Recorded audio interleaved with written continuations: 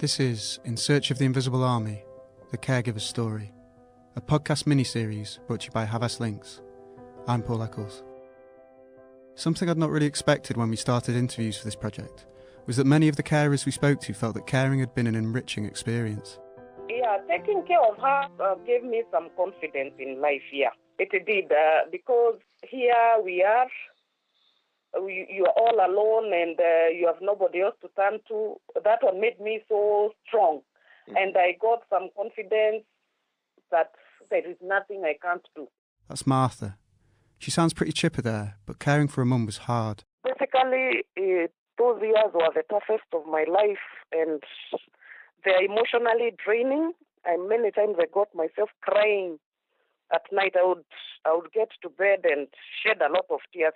No matter how tough the hardship and how painful the heartache they'd endured, I'd say pretty much all the carers we spoke to felt that caring had done good things for them. It had taught them things and shaped their character. Whether they felt valued by the world at large is a different story. And that's what we're going to be looking at now. How caring affects a person's sense of themselves, their sense of who they are and what their worth is. So back to Martha. Martha lives in Meru, a town of around 50,000 in central Kenya. She's 50, married, and has 3 almost grown-up kids. Her mum had diabetes for many years, and for a while Martha cared for her at arm's length. For Martha, her mum's diabetes was manageable. It was when her mum developed cancer, which spread from her cervix, that things became more difficult. The problem came when the cancer spread to the lungs. And now she started experiencing cough. She could cough. And the oncologist in Nairobi said there's nothing they could do because of her age. Feeding started becoming a problem. And now, because of not feeding well, the diabetes now started showing some deterioration. She couldn't do anything. And it was care, totally taking care of her, from feeding, from walking, from facing everything. And when Martha says everything, she means everything. It was overwhelming for her in a lot of different ways.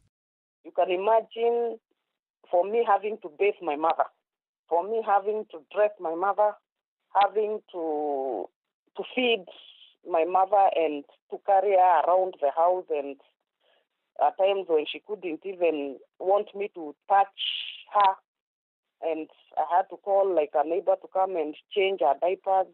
That thing it was not nice. It was not good. The care, the hygiene bit of it was what was so stressful.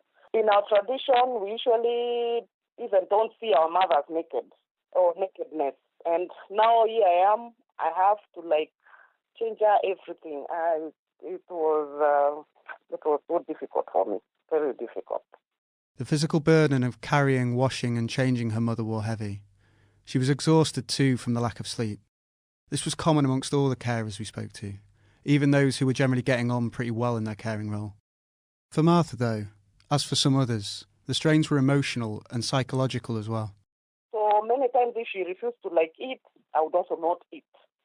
I would sit at home and look at her and tell her now she's frustrating me. And at times I would even break and cry in front of her, and she would feel so bad. So one time she told me, Martha, just take me home.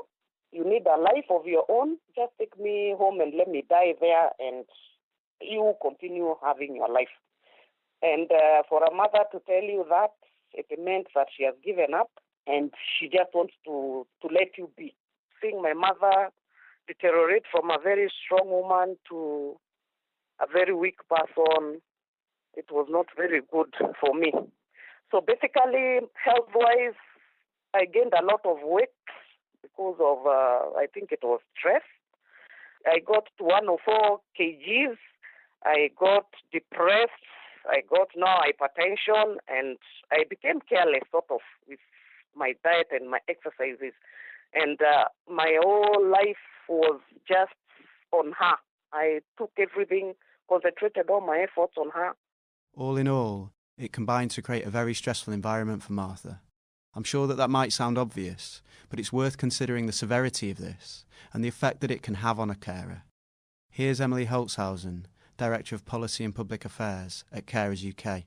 What we see for people who have got quite stressful caring responsibilities or others, they're twice as likely to suffer from ill health. For amongst our members, we have about 80% of them suffer from a stress-related illness as well because of some of the strains of caring. Caring is so closely linked with chronic stress that researchers actually use it as a model for studying the effects of chronic stress on people. And the problem is that carers often find it difficult to get help. I have to say, when we've done research as well, we found that a number of carers also put off vital treatment because they couldn't get the right support and advice and information for the person that they care for.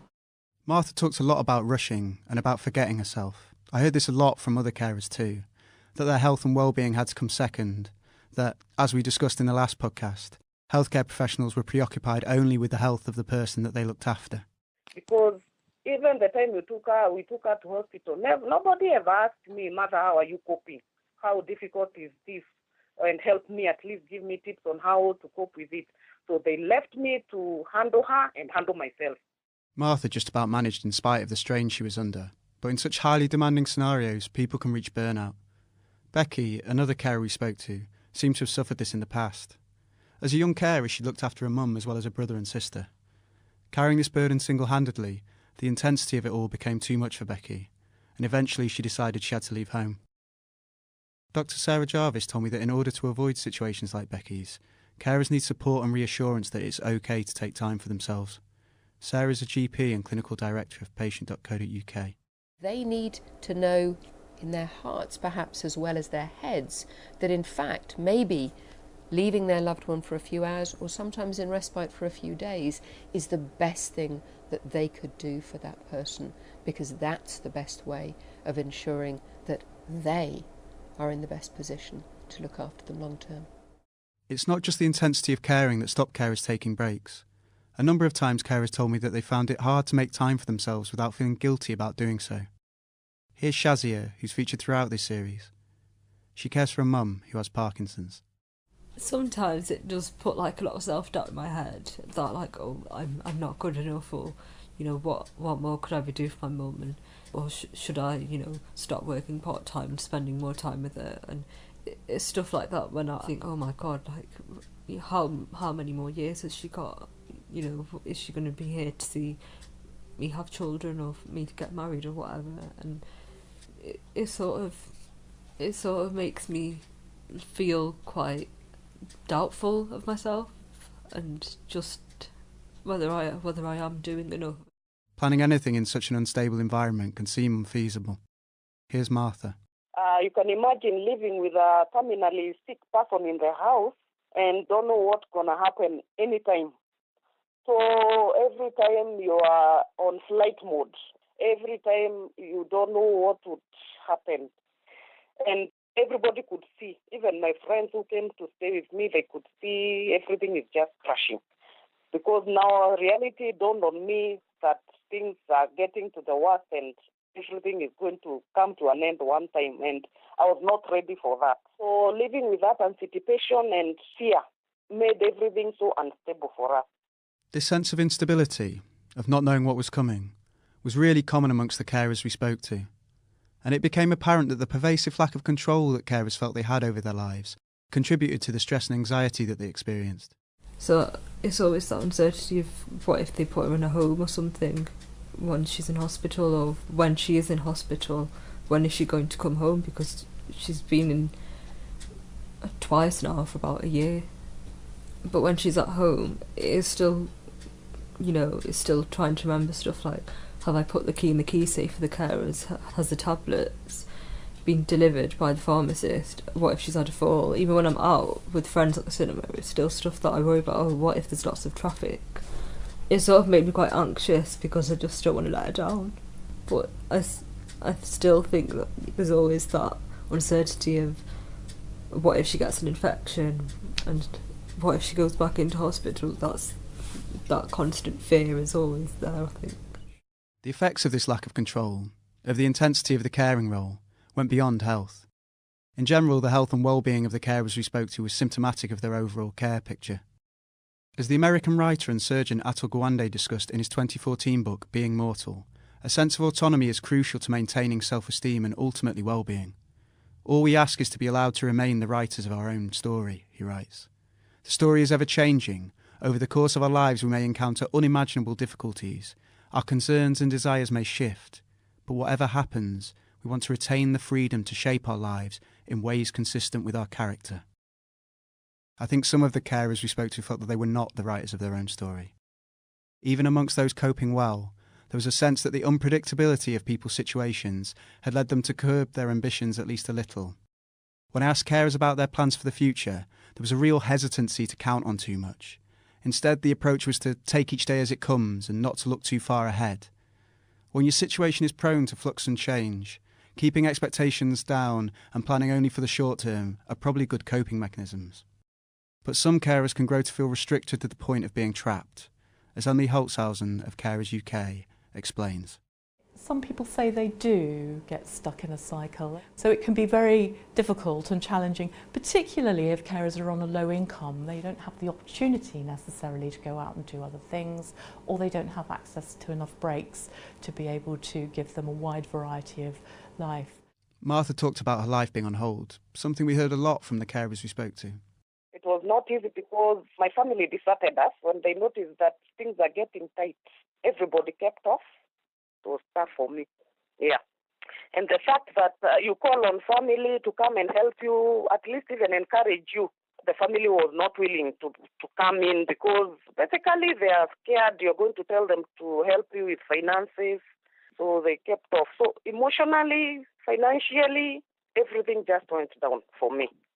The real tragedy was that some carers couldn't see a way out or any possibility of changing their situation, whilst the person that they cared for was still alive. This was the case for Leanne, who featured in our second podcast. Leanne's a full-time carer to a mum who has schizophrenia. I feel like there's a dead end in front of me. There's no way out. I literally don't know what to do. I feel lost. Do you have any ambitions for the future? Well, obviously, I would love to, I'm not going to say that I'm completely cut off from caring role, but I would love to go find a part-time job. I'm doing hairdresser, which is I enjoy doing. Try to get my life to try in some kind of normality, really, but I don't see that happening. Do you feel like your life is fulfilling? No. I feel like a failure. Why do you feel like a failure? Because caring is not a job, is it? I would love to go and find a 9-to-5 job, earn with my own money, and live with high head, up. For Leanne, caring had stripped her of access to a job, close personal relationships and good health. The wide variety of life that Emily Holzhausen described, the things that we commonly derive a sense of status and wider purpose from. Other carers we spoke to felt this too, and it was this that seemed pivotal in how carers felt about their role. Some of Leanne's feelings relate to the lack of value she feels society attaches to what she's doing, and carers' invisibility overall. She talked of feeling intimidated going to parties or her daughter's parents' evenings because other people had jobs and she didn't, so she felt inferior to them. It's tragic that Leanne should feel that her life has come to a standstill in this way. For Martha, her life only started to move again after her mum had died, but starting again was hard. The intensity of the relationships created by caring can make grief even harder to cope with.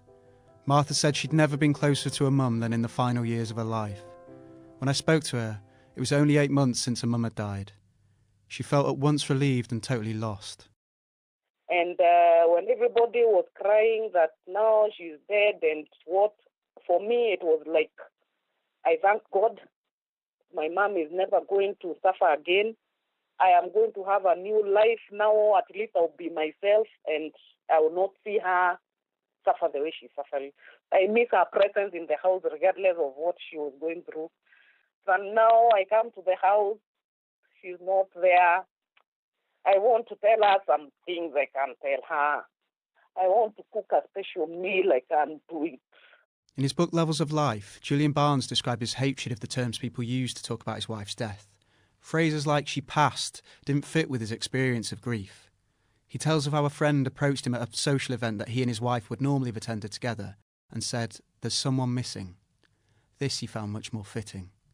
For carers like Martha, it's not just a person that's missing, it's a way of life. okay, there was a sort of emptiness that to occupy myself so much on her. Now there is no more. So there was emptiness. I felt some sadness, yes, that I'll never see her again. And then I felt totally lost. So then what next? Everything she built her daily routine around had gone. And it's not just death that can cause this sense of loss. The move to residential care can be just as painful, as Dr Sarah Jarvis, GP and Clinical Director of Patient.co.uk, told me. Very often, carers have effectively given up themselves in order to care for their loved one. They have given everything. And yet sometimes, perhaps because of their own failing health, or simply because that task has become so monumental, they have realised that their all is not enough. Now, that often means that the patient has to be moved to residential care, and that is a huge bereavement for the carer. They've suddenly gone from not having 2 minutes to themselves to this great, vast, empty canvas, which can seem very, very bleak for them. And at the same time, they will often feel guilty, completely inappropriately guilty, because they've done such a great job, but they'll often feel guilty that they didn't do more. In the UK, 2.6 million people start caring every year, but each year nearly as many people find that their caring responsibilities come to a close. Emily Holzhausen from Carers UK says that those coming out the other side of this turnstile of care can find themselves abandoned.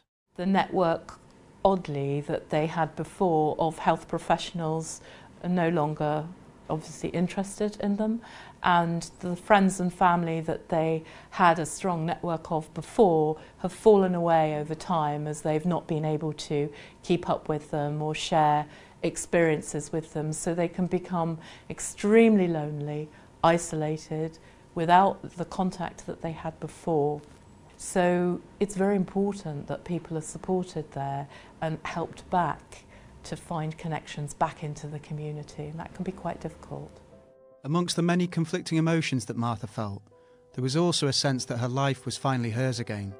I feel energized. I feel a lot of things now need to be done. I want to do all the things that I never did. I want to take care of my health. The things that were messed up during that time, that's when I'm repairing. So basically, I'm concentrating on making myself happy and making me be what I should have been. I want to just concentrate in making myself a better person, and my family, at least, to concentrate on loving them and making them more comfortable. As I mentioned at the start, Martha was really positive about her caring experience at times. Her renewed enthusiasm for life included a determination to make use of the things her experience had taught her. And after caring for my mom, now I noticed a lot of very many strong things that I didn't know and strengths that I didn't know I had. I noticed that I can face challenging situations. I noticed that there is a lot of joy when a sick person gets some love. That taking care of my mother has made me notice a strength in me that I can also want to take care of somebody else, apart from now my mother. I would want to have an organization that I get these sick people who are neglected by their families and help them. So it has given me some strength and some known strengths and qualities and things that have come up that I would not have known I had. So that one is something that has made me grow. The caring has made me a tough person and brought up some humanness from me that I didn't know I had. Note that Martha said she'd like to start up her own caring organisation. For some of the carers we spoke to, caregiving had opened up opportunities beyond their role looking after the person they cared for, opportunities that inspired a sense of purpose that they'd not had before. One such carer is Floris. Floris lives in the Netherlands with his daughter and wife. His wife has MS, and his experiences of looking after her have inspired new ambitions in him. Yes, and I kind of create them right now because of all the energy I get from taking care of my wife. I'm really busy with raising awareness about MS. So I started my own blog, but I also have a new site, platform.ms. And my ambition is to make it my own company, so I can make a living with that side. I get a lot of energy of helping people. That last remark is worth dwelling on. We'll come to the many skills and abilities carers gain through their experiences in a minute. But the one acquired quality that was most universally reported, and maybe this will sound obvious, was a sense of empathy and a deeply ingrained caring for others, even amongst those that never really considered themselves particularly caring people. And this seems to be a real motivator in why many carers, like florists and others we spoke to, seek out advocacy and support roles that allow them to use what they've learned through their experiences to help others. And what they'd learned was pretty considerable in a lot of cases. As we discussed in our second podcast, the time carers spend looking after a person can lead them to become experts through lived experience. From the conversations with the carers we spoke to, I found that they often knew the disease or condition of the person they were caring for inside out. They understood associated treatments and side effects, knew how to navigate healthcare systems and speak to professionals, and in some cases they had expert medical and care skills, often coming up with creative workarounds to solve problems that healthcare professionals hadn't even thought of. They also often had a critical view on services from a very unique perspective. Besides knowledge specific to healthcare, many felt they'd gained other transferable skills and quality, like time management, perseverance, ability to work under high stress, organisation and a sense of responsibility. Beth Britton, who featured in our second podcast, cared for a dad who had vascular dementia. Like Floris, she started a blog, hers called D for Dementia. It's become hugely popular and Beth's now renowned as a consultant, campaigner and writer in the field of dementia care. And I'm very fortunate that the way the work has developed for me from the blog through working on the G8 Dementia Summit with the government and working with Department of Health, Public Health England, Care Quality Commission and lots of care providers in particular. I have the opportunity now to really try and sort of influence and change the care that people receive, and there's nothing I love more than the consultancy work that I do working with care providers. Armed with all these skills and driven by a desire to help, carers can be a real force for good in healthcare. There are some truly remarkable examples of carers who have used their ability to find workarounds for the difficulties their loved ones face to create fixes that could benefit all. One such example is Fixing Dad. Fixing Dad is a 12-week programme created by Ian and Anthony Whittington, born out of their experiences of helping their sometimes stubborn dad overcome his diabetes. This was documented in a film by the same name. This disease was taking him a piece at a time, and now they were talking about potential amputation. So we decided that we were going to step in and try and do something. Initially, we needed more positivity than this idea that a condition could be managed, lifelong, progressive, incurable. It wasn't good enough for us. This is you. This is us. This is your grandchildren. This is why we need you on board. We had the photo albums out. It was about really engaging him emotionally, and we think that was the key turning point for Fixing Dad. His blood glucose levels have come down through the floor. So he's deemed to be in full remission from the condition, and we managed to get him off all of his medications, 8 of his medications. He's just on 1 now. The 13-week programme, it's really about getting an understanding about what you're eating. So the biggest single feature that we feel, and it was something that was really important to us, was that, we did this together with Dad. It's actually networked, so by joining on the app, you effectively can be a fixer or a fixie. So let's say you had 2 children, you could nominate them as your fixies. Based on the 3-month programme, on average, people are losing about 7.7 kilos over that period. Average daily fasted blood glucose reductions about 1.5 mmol per litre. So that is significant because it can be the difference between being categorically type 2 diabetic for life. If Fixing Dad can do anything, it is inspiring people to try and do this together. Of course, not all carers feel able to extend their role to activism or developing apps. Some may just want to get on with caring for their loved one and living their own life feeling like they have the support and recognition that they need. Which is where we started right at the beginning of this series, with Shazia. I think carers are sort of almost invisible in society, and carers are taken for granted. I think there's not enough out there, if I'm honest. I don't think there's anywhere near enough support out there for carers. I think you have to sort of go out of your way or look yourself to find it. I've sort of come to take on the aim to make sure that no 11 or 12-year-old is in the same position that I was. And who should be responsible for helping Shazia achieve her aim? For David Hunt, CEO of healthcare communications agency Havas Lynx Europe, the answer is simple. Whether you're in the public or the private sector, it's everyone in healthcare's concern. David told me that yes, healthcare professionals and systems should make carer wellbeing their priority, but so should private companies operating in healthcare. Our ambition as an agency is to help people and to really help people live well. So from a purely logical point of view, it just makes sense for us to really support carers and make a difference for them so they in turn can make a difference for patients. But then if you look at it more broadly as an industry and stakeholders within healthcare and within pharma, I think it should be everyone's priority and also responsibility to do what they can to make a difference to the lives of unpaid carers. I think everyone has a role to play within the healthcare space, so not just traditional pharma organisation but also new players, from technology companies that are revolutionising healthcare to other creative agencies like ourselves. From a purely commercial point of view, it represents a huge opportunity to do something different and add a lot of value to healthcare. But equally as an individual, I think it's an opportunity to really help and make a difference where it counts. In the opening podcast of this series, Anil Patil from Carers Worldwide said that carers were among us, but that we didn't have the eyes to see them. So perhaps the first step is to look for them and listen to them. Here's Beth Britton again. I think the number one way to value carers is actually to ask them what they want and to deliver that. I think it's to recognise the uniqueness of individual carers. There is no one size fits all, and that will mean that we have to have a myriad of different solutions, and we have to be very flexible about what we offer people, appreciating that they are absolutely individual in their own right and that their need to a family life and what that entails needs to be supported. There should be an urgency to act now more than ever.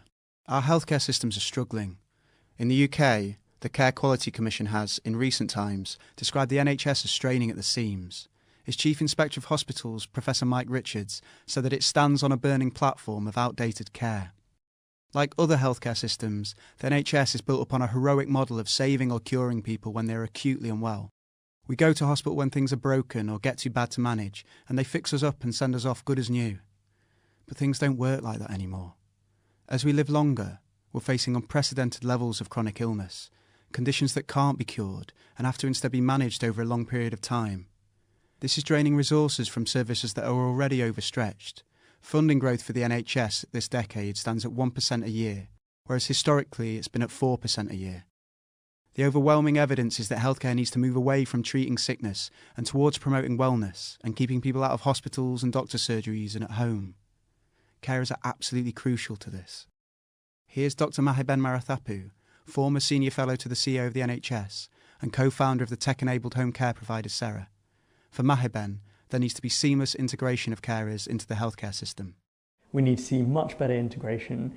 I think we need to see a structured approach to supporting, empowering and recognising carers so that they feel really valued and they are seen not as an invisible part of the system but as a visible and central part of the system.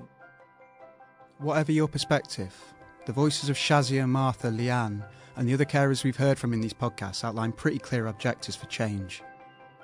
A 9-year-old should never have to face the fact that her mum has a chronic illness alone, armed with no more than the news that it's only going to get worse. Systems, professionals and services should support and involve carers, so that a mother raising 3 daughters whilst caring for her own mum doesn't feel isolated and alone to the point of despair.